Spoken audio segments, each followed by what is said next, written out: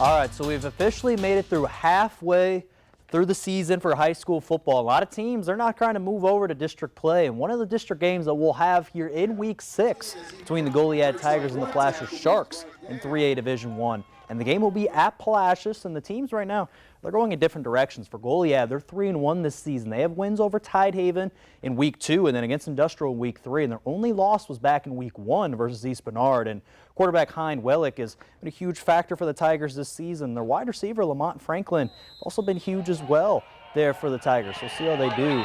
But now for Palacios, again, they got a win there against West Oso, and they're 2-2 right now with West Oso and Victoria Joseph as their wins. But they have losses versus Tidehaven, and then, just the team, they lost to Danbury, who Bloomington beat last week on Thursday. So Palacios quarterback Ty Trecca, he's been a huge part for the team, and also running back number 10, Noah West, is going to try to be huge if they want to get an upset this week over Goliad.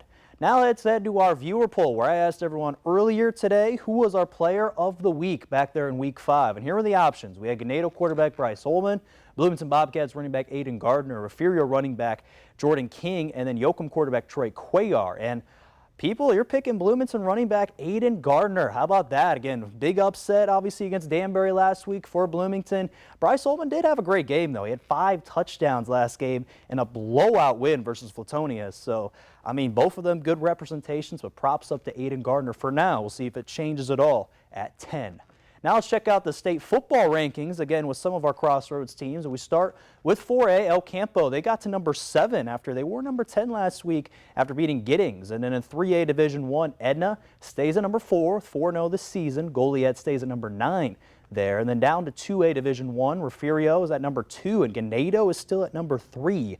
And then in 2A Division 2, Shiner, yes, has moved up to number 9 now. They're 2-3, 2 straight wins in a row for the Shiner Comanches.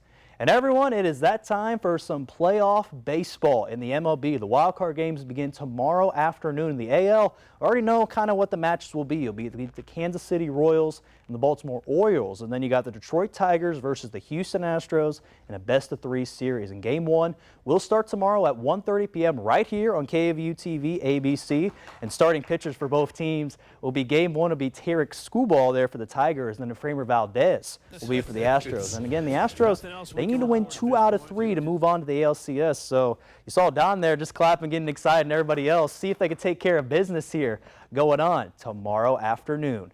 And then some sad news to end the show. In NBA, Dikembe Mutombo passed away today from brain cancer at the age of 59. Mutombo, he was known to be one of the top shot blockers in the entire NBA. And also, he had the distinct finger wave after blocking a shot. And Mutombo, he played for the Denver Nuggets, Atlanta Hawks, Philadelphia 76ers, New York Knicks, Houston Rockets, a long list of names there for Mutombo. And he'll definitely be missed for all his accomplishments on and off the court. That's going to do it here in sports. Don?